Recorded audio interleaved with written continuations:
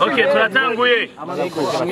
Turatanguye. Iminota mike ibibazo biratanguye. Israel Mbonyi undi je mu giteramo kizoba kugenekerezo rya 30 kuri Zion Beach muri 2020 na kabiri ugire n'ikindi genekerezo rya mbere kwezi kwa 2023 wiyumva gute ushitse ngaha mu gihugu cyacu mu Burundi mu biteramo bibiri abantu bari bakwindiranye igishika cyane nyuma yo kuzuza arena ubasigaye kwita mu Star Arena.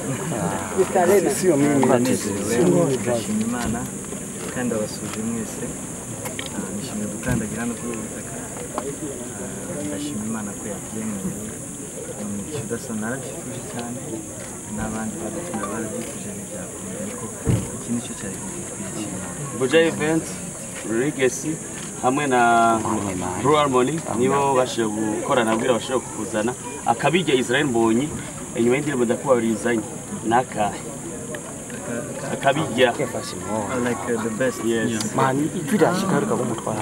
I don't know. This is ni worship songs. Ni indirimbo zo kuramya Imana, ni indirimbo zo guhimbaza Imana. Nazo nabifite rutizi ariko ndazi ko izo tuzorimba zose zizoba zifite icyo zikoze ku mutima yacu. Okay, nous avons 5 questions. Zijanye na show turi. Ibintu hors sujet na disho. Ni bandi bashaka kwaza. Jérôme Santa.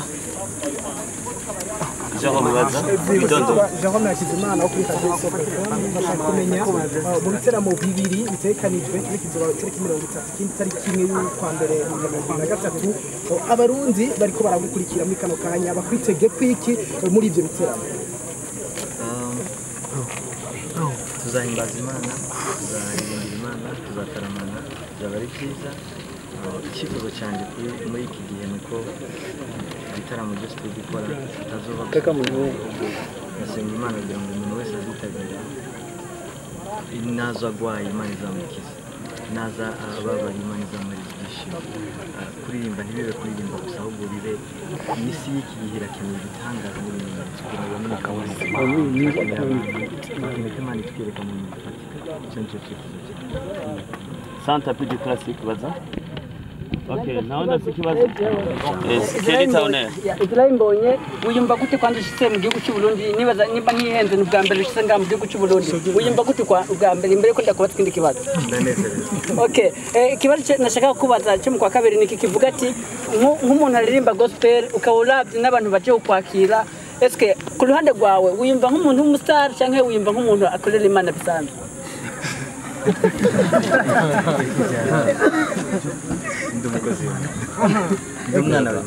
Okay, merci beaucoup murakoze. Ibindi bibazo turoza kubibaza muri conference de presse. Ni bon?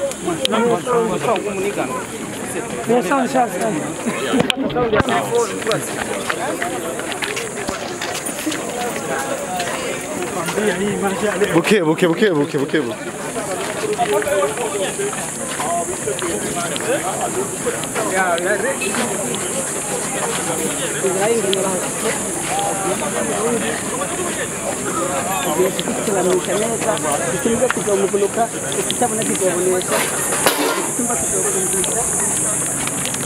Oh.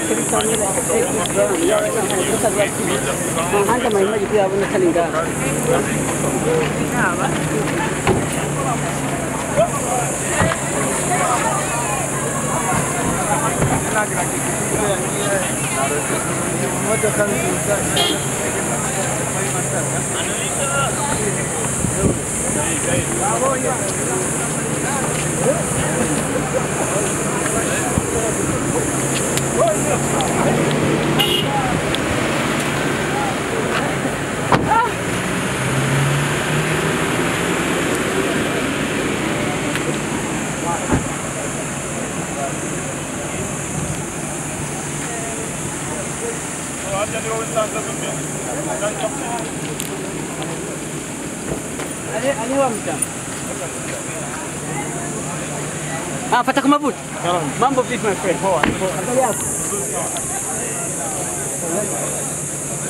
Fata kumavuta gato.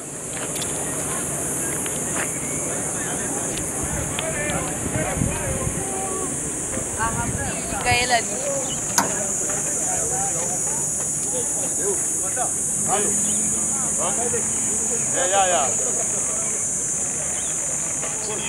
Reka ni hano Oya wewe hari abantu badakeneye kuzamuka. no mutipa ntwate Fata ku mavuta nakenewe.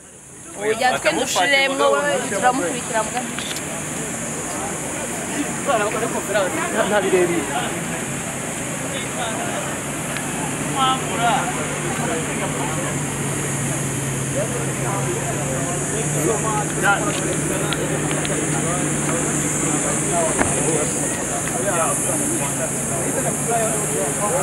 como